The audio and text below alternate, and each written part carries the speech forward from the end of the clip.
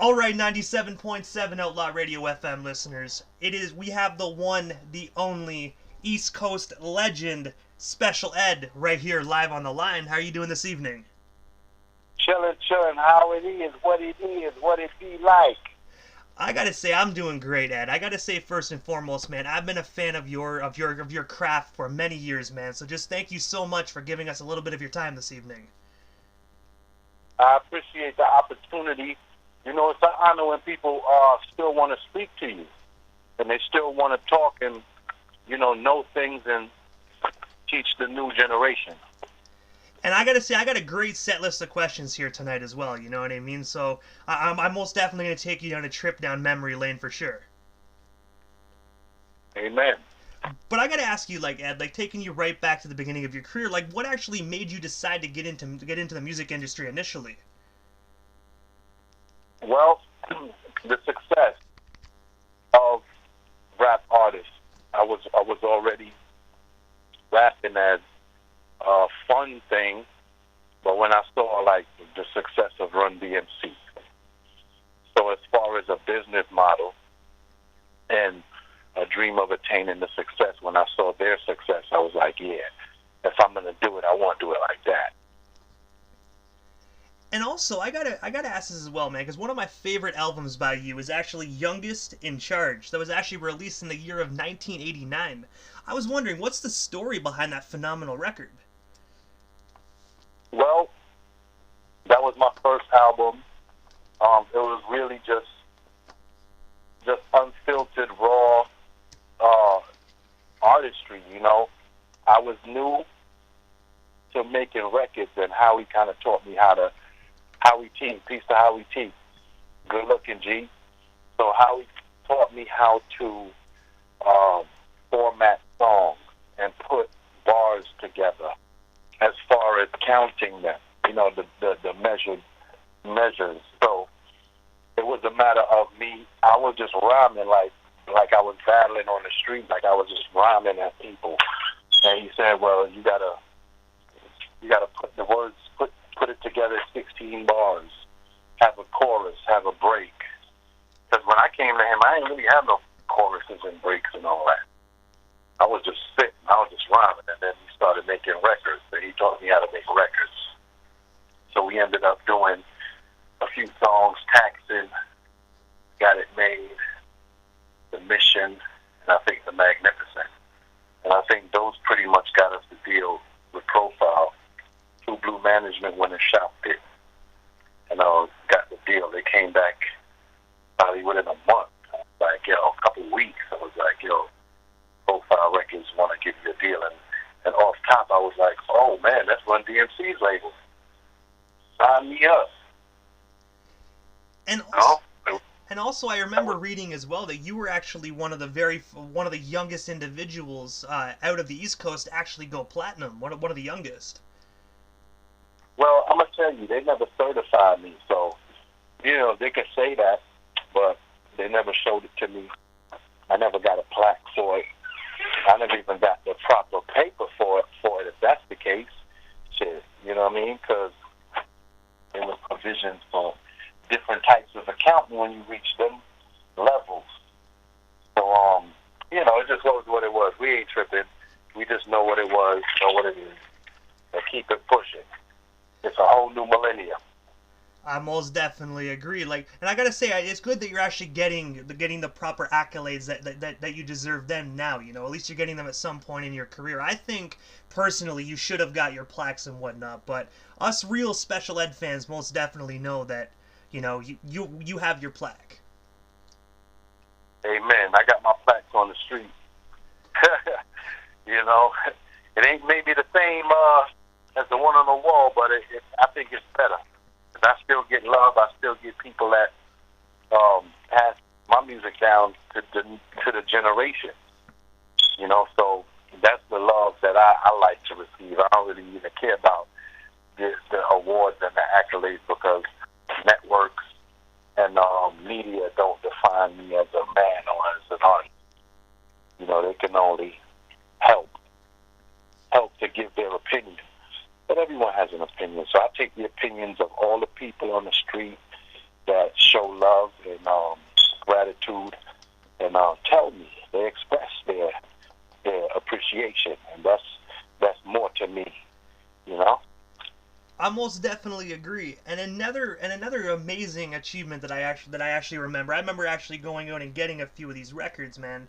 Back in the day. When I say a few, it's because unfortunately I played the crap out of them, and a couple of them got worn out. But I remember you were also a member of the supergroup, the Crooklyn Dodgers. I was wondering, what's the story behind that group, and of course, how did yourself meet the other members? Well, I went to, I think it was a high school with Buckshot, and Ace is from Brooklyn, and you know, he had been making records with the Juice Crew already. So really it was just a matter of Spike doing the movie, and he wanted to have some Brooklyn artists featured in the title of the soundtrack to represent Brooklyn. So that's where we came in. So Q-Tip and Ali Shaheed was hired to do the production and recruit some Brooklyn artists, so they was calling around, and you know, they was my guys. So when they called about it, I was like, oh, hell yeah. Let's do it. So and I gotta say, that record blew up, man. In my personal opinion, one of the best records that should come out of the East Coast. Nice. I appreciate that. Yeah, I think that was a classic as well, man. We got a lot of love for it, and we got a lot of artists from around the country that showed a lot of support for that record. And I remember the music video as well actually featured appearances. I believe it was Michael Jordan and Mike Tyson. I gotta say, what was it like actually just being able to kick it with one of the best boxers of all time and one of the best basketball players of all time? Well, they was on the video with one of the best MCs of all time, so you gotta ask them. I most definitely agree with that. You know what I mean? I most definitely agree with that. Agree with that perspective right there. I'll tell you something though. For me, I've been in the game 31 years. Everybody in the game is just another human being with flesh and bone and blood. At the end of the day, the amount of camera time they get or the amount of credits to their account that they get don't define them. But as people, I can tell you that me and Tyson always been cool. You know what I'm saying? He's from around the way. I think we share similar life experience as far as, you know, just surroundings, upbringing, you know, to some extent. And just mentality, you know what I mean? And Jordan, we've never really officially chopped it up or nothing, but, you know, he seems to be from Brooklyn, so he must know something. You know what I mean? I most definitely agree. And aside from your music here for a few moments, you actually made a cameo appearance in the 1992 film Juice. I have to ask you, how did that opportunity come to be? And of course, what was it like taking part in Tupac's very first, you know, lead starring film? Well, this is when I was at that point in my career where they wanted me to do more acting, and I was like, nah, if it happened, it happened. So they sent me to read for Juice, and I did not get the part. So the person that got the part was the other guy with the curly hair. So I happened to be chilling, and Pac hit me up, and he was in town shooting Juice. So we went up there on the set just to chill, and I wasn't really tripping off of nothing. I ain't say nothing, but when I saw Raheem, I was like, yo, hold up. How they got to do with my description? Playing the part I read for, but they ain't picked me. It ain't make sense, because I was, you know, I was a viable entertainer doing numbers, doing my 1-2. But they picked a seemingly unknown, and no disrespect to, you know, my dude, whatever his name is, like, he's cool brother. Like, you know what I'm saying? I'm glad he got the part.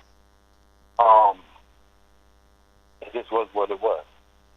You know what I'm saying? And then Pac, I told Pac about it, and he was like, word? And he kind of just left the room, didn't even tell me what was going on. And when he came back, he was like, yo, I got you a part. It ain't a big part. It's just a little cameo, but, you know, at least it's something. And I was like, oh, man, damn. Good looks, man. I mean, I didn't expect it. I really wasn't even tripping off of it. I was just kind of telling them the story, being that I saw Old Boy, and it was funny, you know what I'm saying? But yeah, I ended up doing that. They put me in there for a little cameo. And when you were actually telling that story, like, I've seen the movie Juice probably like thousands of times. My wife is probably sick of that movie, to be honest with you, because I watched it so much. But when you were telling that story, I was picturing you actually doing the role of Raheem, and I think you would have did a phenomenal job at that. Probably so, but it is what it is. I wouldn't change it. I think that it was something about just that little part and having that little cameo that did, has a lasting effect on my career and how people kind of associate me. So, that's cool for me too. That's like, a cool little thing. It's like, people like that shit. And also, before we move off the topic of Tupac as well, other than being in a movie with him, you actually got to produce some music for him. I was wondering, like, how did you actually initially meet Tupac? Was it actually from Juice, or did you meet him by doing the production work? I met him when he was on tour with Digital Underground. Shout outs to Shot G, Money B, everybody over there, Digital. So anyway, they was touring, and I was dating a lady, a woman that was on the tour, working on the tour. So she actually was like, yeah, I want you to meet my boy Pac. He's real cool and this and that and the third. I think you like him. You know what I'm saying? Because, even back then I was off some next level of integrity and intelligence. So we linked up and, that was it. That was my guy. He was good. So when he told me that he had the opportunity to make an album, I was like, well, shit, definitely let me contribute. But my thoughts were, and especially at that time, we did have collabs, but they weren't like prevalent. It wasn't like everyone was collabing. It was kind of like, here and there. But my approach to it was as a producer. I didn't want to always come in and just have to rhyme on everybody's record. I wanted to be able to say, I can make a banger for you. I'll produce a joint for you. Let me produce a hit for you. Just like how, producers produce hits for me. I wanted to just be a producer in that capacity. So, we did that along with my DJ Action. Shout out to Act. And we produced on 2 albums for Pac. And, that's it. And also, just going back to the acting side of things there for a moment, another amazing role that you actually played was actually a fictional rapper by the name of J.T. Freeze on The Cosby Show. I was wondering, how did you actually land that role, and what was it like to taking part in that sitcom?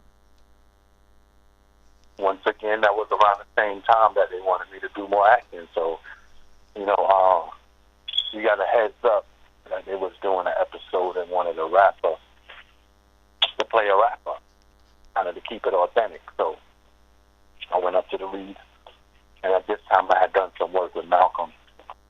So it was pretty cool. It was like, okay, this is the science. And myself and Daryl Chill Mitchell and Alex Payne was on that episode. And we had a great time, man. We had a great time filming it. And I think we were the only artists, well, me and Chill were the only rappers ever to appear on The Cosby Show. And I gotta say, that show is absolutely phenomenal. Back in those days, that was pretty much on every single TV all across North America. Yeah, and I want to just take a moment, man, to say, shout out my sentiment, my empathy to Bill Cosby and his family, the Cosby family. I think that what they did to him is horrendous, and it's a crime in itself. And I know what they say or what they allege, but I'm going to tell you, all of that goes on every day. and all of that goes on right now. And right now there's people making songs about actually doing what they accused him of. And I think that I'm just going to go ahead as far as to say, as the same way that, you know, men are famous and rich and powerful, and women come around and want things. They want to be fantasized, and, you know, have that. They want it. You know what I'm saying? They want it all. They want to have that lifestyle. So I don't know, man. I just feel bad for the man. I feel like he's sitting in jail as a victim. That's how I feel. Because if it was a real problem, it should have been a problem when it happened. I don't think that, you know, the networks should put together a team of women to make allegations and testify against the man 20, 30, 40, 50 years later. That's some bullshit. And Bill Cosby's the greatest. How about that? And I gotta agree with you. I really do. And I gotta say, I'm really happy just to hear someone like yourself say that, because I was saying to myself as well, I don't think Bill Cosby did any of that, man. I think he was personally set up, and Bill Cosby, in my personal opinion, is a comedic genius, man. Ghost Dad growing up was my favorite movie of all time. I think the world is just what it is, and for the governments and, you know, the government agencies to be so guilty of such egregious crimes throughout history, for them to even do that to one man over what, you know, his wealth, his legacy, you know, it's just what they do to a lot of people. They do that to a lot of successful men and entertainers, athletes. You know, it doesn't matter. They'll take you down with a foul swoop. That's why I don't really subscribe to all that, and I don't kiss no ass. Because they ain't responsible for $1 in my pocket. You heard? So it don't matter to me what they think. I most definitely agree. Prayers most definitely go out to Bill Cosby, and I really hope that he actually gets out soon and, you know, people realize the truth. Amen. And also as well, I remember when this song actually dropped back in the day, and I don't know if a lot of individuals would actually remember this or not, but if they don't, they're most definitely going to hear it right here on Outlaw Radio. But you also have a song out with West Coast icon Snoop Dogg titled We Gon' Ride. I was wondering, how did you initially get connected with Snoop Dogg, and of course, what was it like collaborating with him on that track? Well, Snoop actually reached out to me, and I heard in several interviews that, you know, I was one of his influences. So I respected that, because it's hard for a grown man, especially, I'm saying, a rap artist or a street dude, to, you know, openly admit to any sort of, you know, give credit to somebody else. You know, so for him to even say that, I thought he was a stand-up guy. So he reached out when he came to New York to do this project, and I responded. I said, yeah, what's up? It was good. We went to link up at the studio. He had a bunch of artists come up there, and I actually jumped on a song for one of his projects called Don't Make a Wrong Move, and it featured Prodigy. Rest in peace. Rest in peace, man. So it was called Don't Make a Wrong Move. Prodigy and Superfly on the hook, and Snoop on it. So that was the first song we did together. And then when I was doing my project, you know, it was a swap. So I went out there to L.A. Well, actually, I was living out there at the time, and I went to his crib, his studio at the time, and brought him the track, and he just laced it up with me. You know what I'm saying? I think he did like 2 verses. I did 2 verses, and then I put the hook on later. You know, so it was just, you know, vibing, energy, artistry, you know. And by the sounds of it, the moment you guys got on the phone together, history was made, and it was bound to happen. Oh yeah, amen. You see, all it takes for me is the knowing that you want to, the will. All it takes is the will to do anything. Anything is possible. It's just like when Tip called me talking about they doing the Crookland joint. That's all he had to say, because I was mad. I missed self-destruction. like, yo, why wasn't on self-destruction? But then I, kept it pushing. I never really collabed until that point. Like, if you really paid attention, like, I don't have many collabs other than the ones I did on my own with my people. Like, I had some collabs on my album with my family. You know what I'm saying? But I never did other artist collabs until Crooklyn. And also, jumping ahead of... I did reggae. Really? I always did reggae. I did a collab with Bounty Killer. I did a collab with Sizzla Kalonji. Yeah, I always do reggae collabs, but I never did a hip-hop collab until Crooklyn. And also, jumping ahead in the timeline a little bit, you also have your own record label right now, and I noticed you have a lot of amazing artists under you. I was wondering, what actually made you decide to start up your own record label, and of course, who do you currently have signed to you today?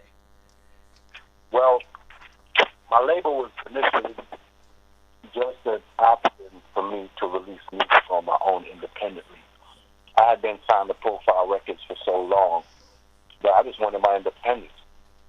I wanted to be able to operate freely, put out music when I want, what I want, and not have to really talk to anybody to do it. Let's do it. So that's why I started the label. And then as the science and structure of record labels and the technology started changing, this became a useful tool. So now what I do is I do partnerships with other labels, with independent artists, and those are the artists that you're referring to. What I do is I don't sign them in a way where I own them as an artist or anything. They're independent. I empower them. What I do is consult them, and I navigate them through monetizing their product through all means. Okay, I help them to understand the game, understand what they need to do. And I'm not talking about what they need to do from when I did it. I'm talking about what they need to do today. You know what I'm saying? As far as licensing, publishing, you know what I'm saying, royalties, where to find them, digital. We going into all aspects of monetization and just making sure that they're not just throwing a video out on YouTube hoping they're going to get likes. You feel me?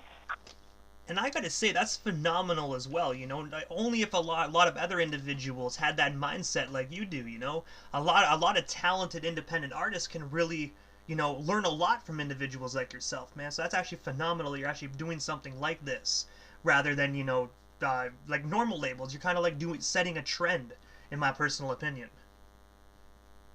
Well, I was a young artist at one point, and there was a lot of things that I would have appreciated from established artists, just as far as guidance, some education, and what's going on here for real, and just some direction, man. Like, and there's artists out here with zero direction.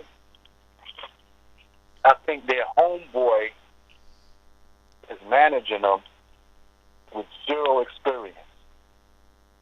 So you got zero direction and zero experience. That's not great. You can do some stuff, and you can have people calling you about stuff, but I don't think that's a great scenario. So I think it's important to have people with knowledge that have been through at least a portion of something. How they gonna? You need someone to be able to manage you as an artist, right? I most definitely agree. They can either figure it out and work it out along the way, or you can find someone that knows what they're doing and can get you to where you need to go and come up with creative and lucrative ventures. But I have to ask you, Ed, like, what is next for you? Like, do you have any new projects currently? Anything else you want to promote or talk about, or anything I happen to miss while we still have you here live on the Canadian airwaves? Yeah, absolutely. And shout out all my people out in Canada. My boy starting from scratch. Scratch, Ian, you know what I'm saying, Amnesia, the whole crew, my boy Bevan the Terrible, you know what I'm saying, his whole gang of family that's out there, artists doing their thing, pushing out them videos and all that. And all my family, all the archers out there in Canada. I got a bunch of them out there. So, what I want to say is shout outs to City the Great. My man City the Great, he's been bubbling for quite some time now, and he's one of my artists that he's come a long way. You know what I'm saying? Just in terms of, you know, his business acumen and his perception and view of the industry and how to succeed and how to get this whole thing going. So I kind of let them see it, you know, see it unfold, see the things, see the numbers grow, see everything happen, and he's been a great testament to that. And shout out my family, my godson. See, I keep saying Lil all the time. Not everybody little anymore. You know what I mean? But the Vandals, they phenomenal with it. You know what I mean? I've been actually having a great time working with a lot of independent artists. Let me talk about a project. Steezo did an album entitled The Last Dance. Steezo passed in 2020, unfortunately, and we decided to complete the project that he had been working on, and it was called The Last Dance. So I did a song with him that features myself and Tash from the Alcoholics, and that's called The Rap Zone. In addition to that, I've been doing some other features, like I did a West Coast banger with my boy Tino from Children of Sin and Dell. So that's called God Don't Like Ugly. So really, I just been kind of jumping on joints here and there that I've always done music with people that I vibe with and people that I know personally. I've never really just been like, oh, let me jump on this or let me, you know, try to get on this because somebody's hot. You know what I mean? To me, heat is temporary. You know what I'm saying? Love is forever. All right? So that's how I operate. And I want to say as well, my sincere condolences to you for your loss pertaining to Steezo. But I want to let you know that MJ actually sent me over both of those tracks, and I'm going to make sure that I keep them in rotation here on Outlaw Radio to help keep his help keep his memory and his legacy alive. Amen. And I think God Don't Like Ugly is a very important message out here that a lot of women and men need to hear and listen to, and kind of consider where they're going in life and why they're doing the things that they're doing. Understand? Because they must understand that God don't like ugly. All right? So that's what that's about. But yeah, just doing it. But as far as the things that I'm into, I'm a serial entrepreneur. I think I've always been. You know, I just like to diversify, get involved in different types of businesses and kind of see where things go. I mean, after doing the same thing for so long, you kind of want to try other things.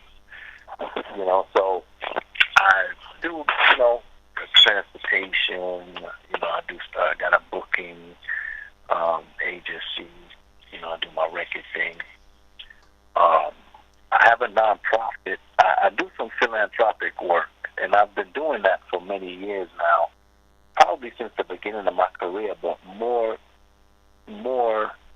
so over the last 20 years. And I've been aligning myself with a lot of nonprofit organizations, so I finally started my own. It's called SEAL. And SEAL stands for Special Ed Arts and Literacy. So this is my newest, latest venture. Well, yeah, one of my newest ventures.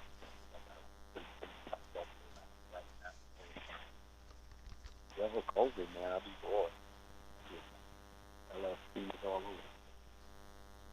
Anyway, my nonprofit field is to improve arts and literacy in all areas. lot of online virtual things away, from the development of the children and their minds. And even some adults, because we all have to deal with literacy issues, I hear some adults that, still can't say basic words. They on Instagram looking stupid. So I'm like, you're on the damn the technology, but you don't have the literacy. So so we try to help. And I have to ask you quickly, like, before we wrap things up, like, how can individuals get involved? Like, how can us fans get involved and obviously, like, pitch in or make donations to that non-profited organization? Well, right now, y'all can. I have a website. Here's my website. It's SEAL Special Ed Arts and Literacy. Let me confirm that because this is all. Let me tell you right now. Yeah, people. And or just I'm on social media everywhere. If y'all really care, if y'all really want to know, y'all holler at me, and we'll get it all together. But it's Special Ed Arts and Literacy, so it's SEAL, SEAL. Y'all can find me, look me up.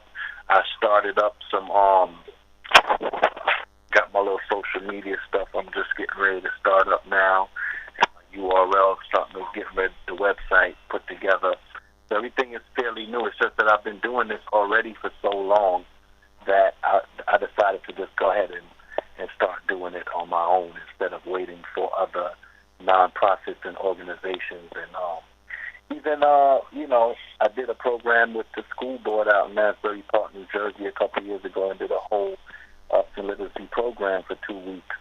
The summer program. So, I have, that's kind of where I'm at. Music, I could do music. It don't really impress me as much anymore. I've been doing it so long. It's just like I know what the game is about. I know what the people behind it is about. And I don't really subscribe to no foolishness, you know what I'm saying? I fuck around and go to jail out here behind these idiots. So I'd rather just chill, make my money, how I do, and stay out the way. You know what I'm saying?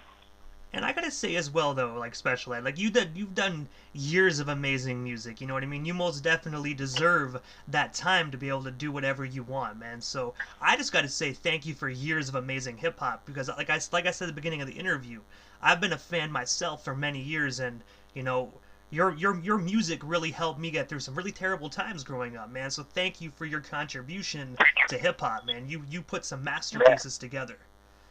Yeah, I appreciate that, and that's what I mean when I say, I touch people, and that means more to me than a network or a magazine telling me that I'm good. Man, I'm I don't need that. I need to know that the people, it meant something to them. I got people that came to me, it got them through college. People that came to me, it got them through jail. It got them through this. It got them through that. And that means more to me than getting an award once. You feel me?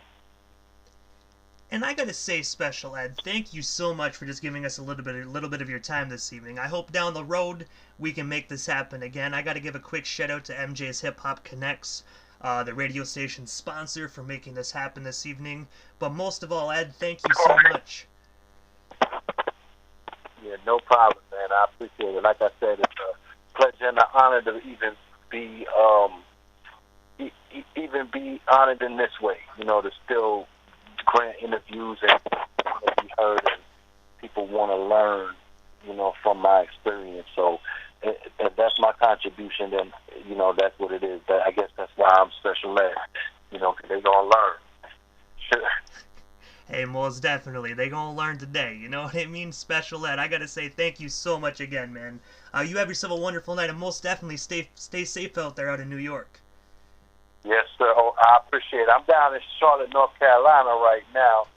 That's where I've been living at. It's nice down here. It's not cold. It's not snowing. It's decent. Today was a great day. Hey, I gotta So, say, I'm kind of jealous. I'm down here in Canada with all the snow, so. oh yeah. I ain't jealous. I promise you. But I gotta say, Ed, thank you so much again, man. Most definitely stay safe out there out in Charlotte, and most definitely, anything you need, reach out to MJ, and I can most definitely make that happen for you. Yes, sir. I appreciate you. Most definitely, I appreciate you as well. Thank you so much, Ed, and have yourself a wonderful night. All right. Peace.